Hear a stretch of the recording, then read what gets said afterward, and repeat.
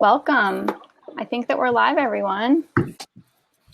Good morning if you are in the East Coast, and good afternoon or good evening wherever else you are. My name is Nicole Davis, and I'm the Managing Director of Berklee Institute for Creative Entrepreneurship, and I also currently lead Open Music Initiative, also out of Berklee.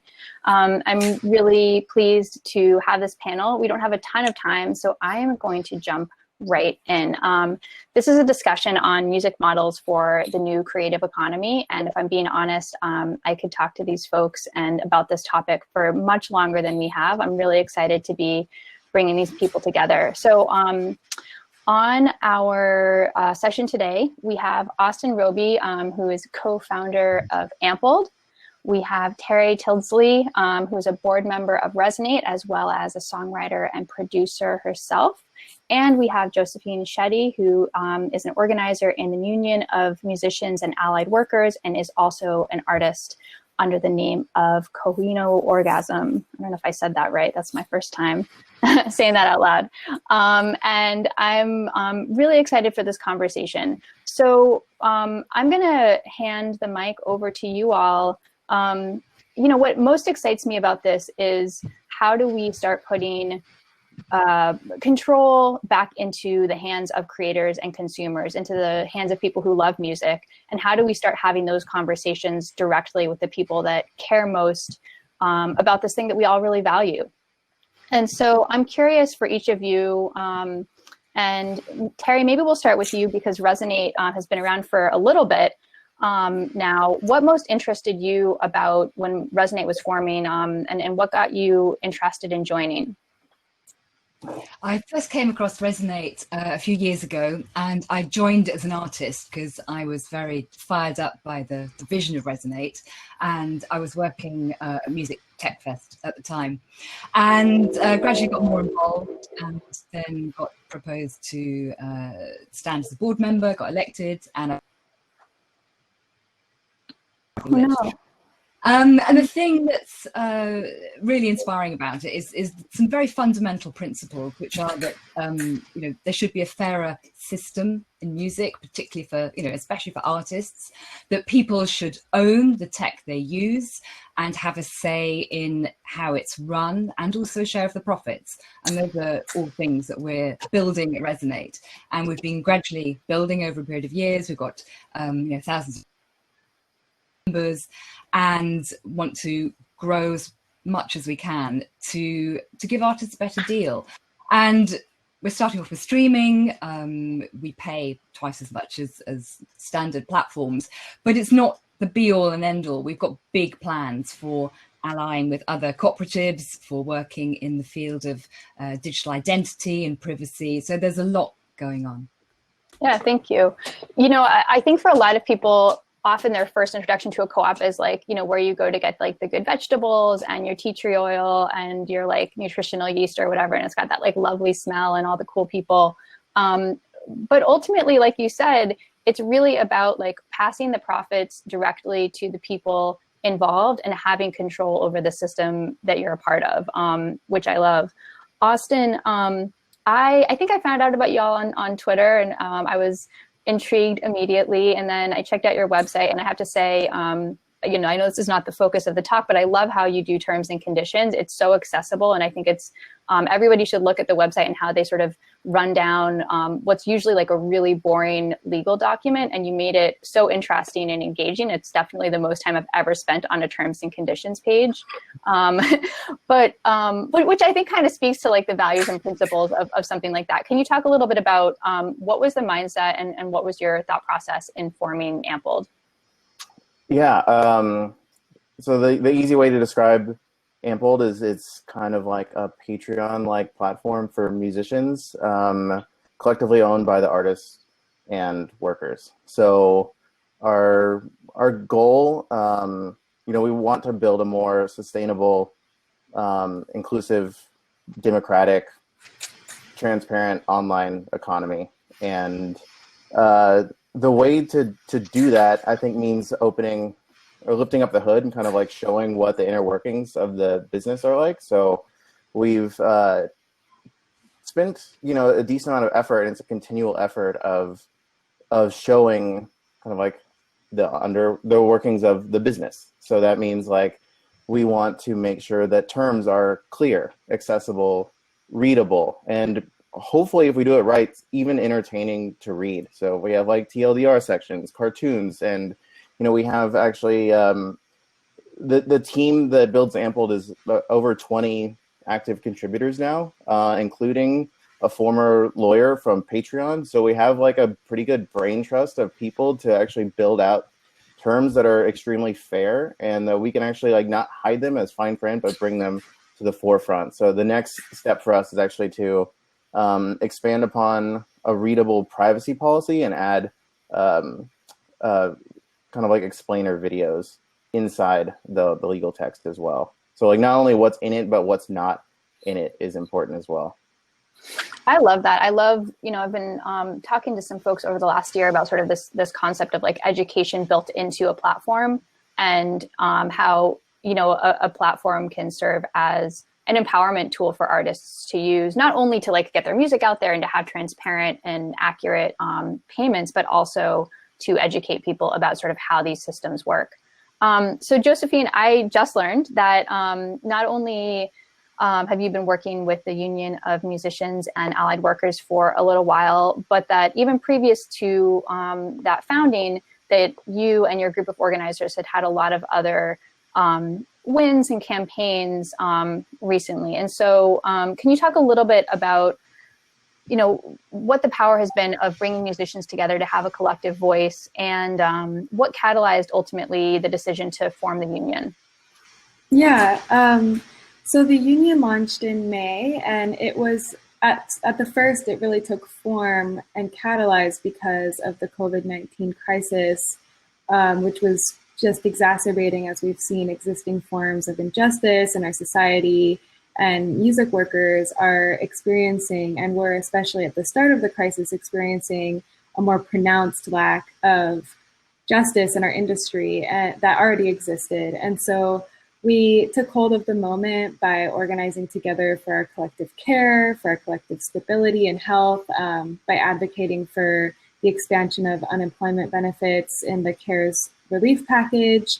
And so organizing together has been really about positioning music workers in solidarity with broader labor and social justice movements. And while we have addressed like really industry specific issues like getting fair deals from streaming services and ensuring that musicians receive royalties they're owed, and we're working on establishing more just relationships with labels, we also share concerns of the existing labor and social justice movements about the world we live in. So, for instance, we support Medicare for All and a Green New Deal, the abolishment of ICE and the prison industrial complex. And so we really see like worker power as something that only gets stronger when we're all involved. And we haven't seen music workers involved at that level yet in such a strong, unified front.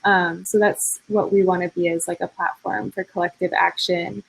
Because like you said, like we've all been involved in some different actions before, and a lot of us have organized at different capacities before and have been talking about starting a union for a long time, and just talking about like, what we want from a union, what we haven't gotten from other like platforms like that. And so, yeah, being a coalition and being a platform has been a long time coming for us. Yeah, going back to what we talked about, or Austin, kind of what you'd mentioned around like the transparency and putting like the power and control of the artist to understand what they're signing up for. I mean, I think that, coming in a bit as an outsider over the last few years and sort of understanding that, artists are sort of have habitually been sort of taught, like, don't worry about it, somebody else will take care of it, as far as like payments and legal contracts.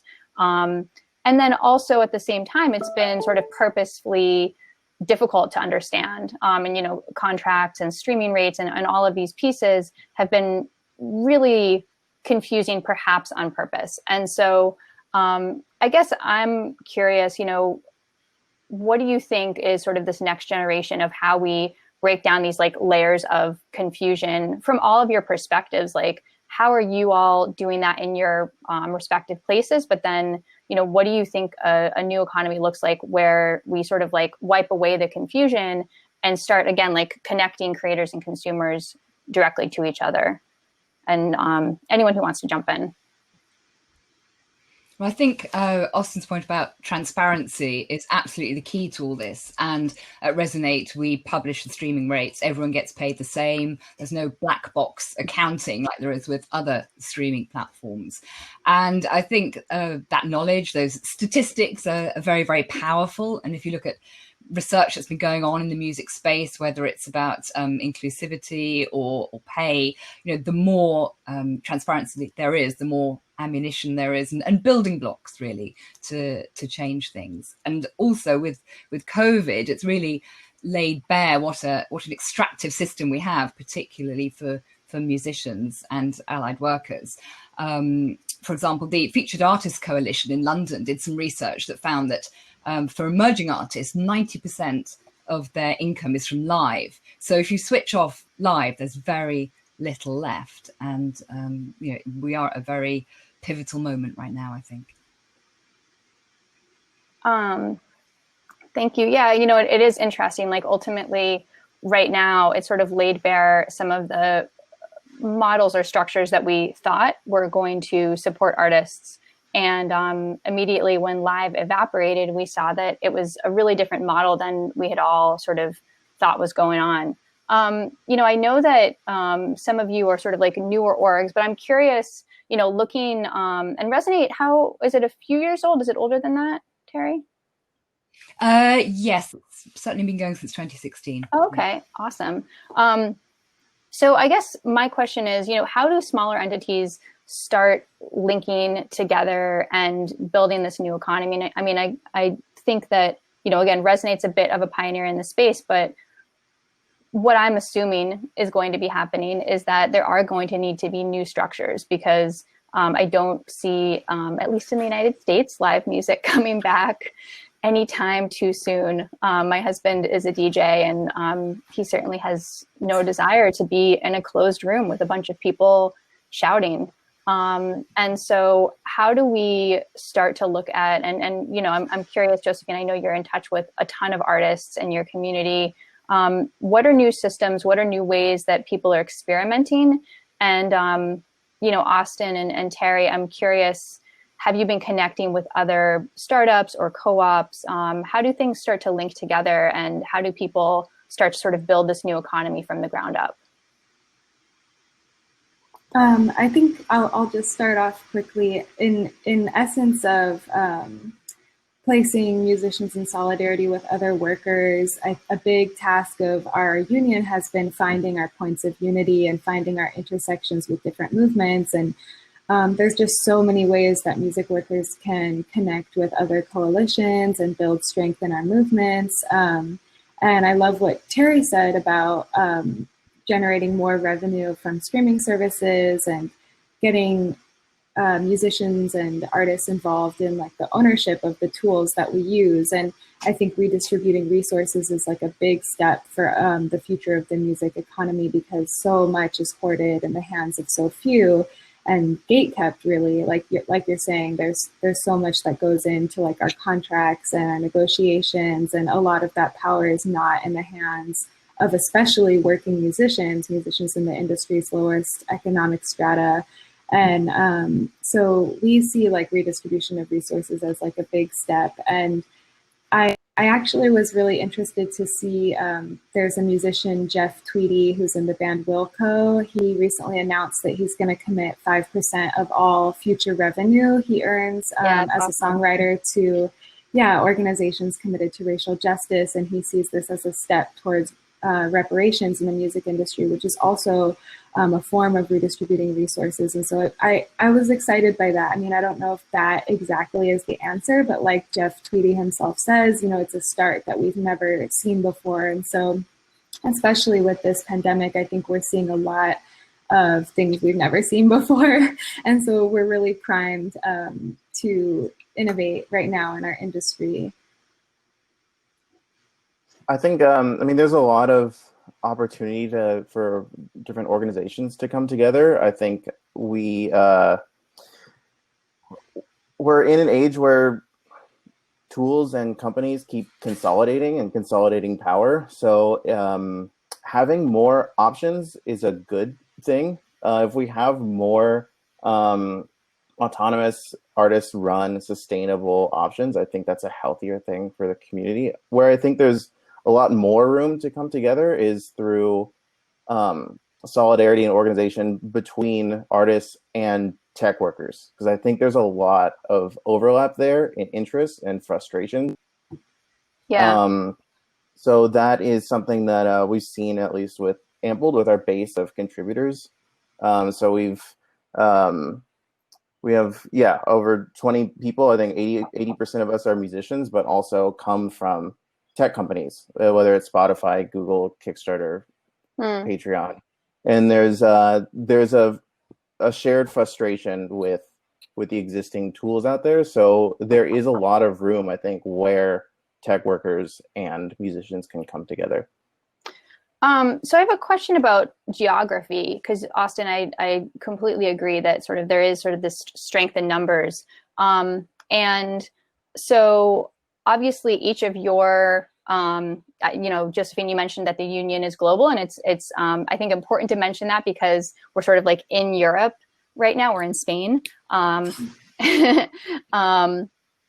And I guess I'm curious, have you seen geographic centralization? I think one of the things that's been really interesting, and obviously a lot of people have been talking about during COVID times, is supporting the small businesses that you want to see flourish in your community. And so when everything does open up again, there's places that, I want to be able to buy kitchen implements in my neighborhood. I don't want to have to go to the mall, and, all of those like basic things. And so like I've started following a bunch more companies on Instagram, which is not a small business, but, so I can like directly network with them. Maybe there's a local like startup that could start connecting me with my local businesses so I could connect directly with them. But I've been, interfacing like a lot more directly with them, because I'll say like, hey, I need, this or that thing, or, when are you open? What are your hours? And the same thing with like the local bagel shop that was a family run business. And so I guess I'm curious, Austin, what does that look like, and what do the different communities look like? And somebody is trying to interrupt me. Sorry, guys, about 5 to 10 more minutes. Figure it out. What does that look like? Have you seen that you've been like either genre specific or geography specific? I'm curious sort of around that, because I think that there is sort of this like power in like community rooted movements, but obviously at the same time, we're completely decentralized. And so how does that build? Well, even though we've all been like, at least like the team and people working together have all been in Brooklyn, we haven't seen each other. So we've been all remote. There are artists from several different countries, kind of like spread all across. So I think like but there is a desire for some kind of direct connection that feels more local in nature. And I think that like that maybe ends up being a desire for like permeability between artists and listeners. So if there's some way that technology can facilitate that, like a direct facilitation, direct relationship, I feel like that's where things would go today. Yeah. No, I mean, it's so true. Like, obviously, we are live right now and somebody's trying to interrupt me in my space, but like, it is sort of these like, synchronous, quote unquote, live experiences. I've been on a couple of Zoom concerts that were closed, and there's joy in sort of experiencing that and seeing others experience it. That's different than like watching a live show on Instagram, for example, where it's like pretty anonymous. So I think that, yeah, I mean, you're right in that, like, we're getting used to being remote, but at the same time, there is that desire for connection. Josephine, have you seen geographic clusters at all? Are you all organized in that way at all? Yeah, it's been interesting because we are so dependent on like the virtual structure right now that we haven't yet seen the like formation of localized chapters because it's just not as really relevant at this moment. But we do want to have more localized chapters with our union, but right now, like it's very just like cyberspace geography only. And it's funny because I haven't even met some of, you know, a lot of our new members and especially some of our core organizers who I've been meeting with like multiple times a week on Zoom. I haven't even met them in person yet. But it is also kind of empowering to be organizing virtually right now because like you mentioned before, we're able to make these connections with other coalitions and other groups that might have been more difficult or more tedious to do previously. And I just want to mention like a couple of connections that we have made. Like we recently teamed up with No Cop Unions, which is a movement to expel cop unions from the AFL-CIO, which is the like the National League of Unions. And you know, that's a point of solidarity that we have identified as music workers, as a new music union, you know, positioning ourselves in solidarity with the movement to abolish and defund the police. So yeah, organizing virtually has had a lot of exciting potential, but of course we really do look forward to being in person when we can. Yeah, it's interesting. I mean, you know, ultimately like music is something that we as humans like to experience in person, and there's nothing that replaces that experience. There was a busker, like I was biking a few weeks ago and somebody was busking, and like, when's the last time any of you saw anyone busking at all? And like, I almost started crying because it was just like, oh my God, like live music, like, you know, people are like experiencing live music. And I didn't realize how much I missed it until experiencing it on the sidewalk. Tery, do you all have you seen your platform flourish more? And I know we just have a couple of minutes, but have you seen Resonate flourish more in specific locales? Is that something that you all have data on or track? We're fairly global, so we haven't got any particular sort of cities or countries pushing ahead of others, and the teams based across Europe and the US. Just in terms of what you've been talking about with collaboration and communities and finding other organizations and businesses, it's very exciting to see work being done about mapping social enterprises and cooperatives. And I think there's more work to be done in structures to pull people together.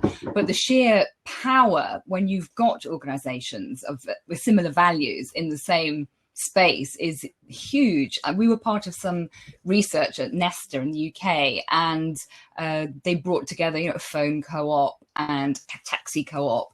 And when you think, you know, what potential there is to make radical changes in the economy, that's very exciting.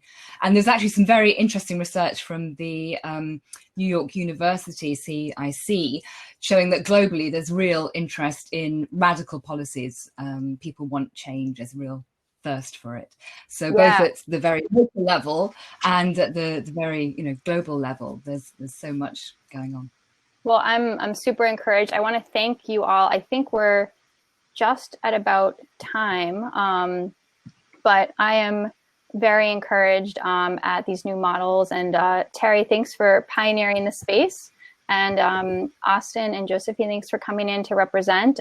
This was great. And I look forward to our next one. Take care, everyone. Thank you. Bye. Thanks.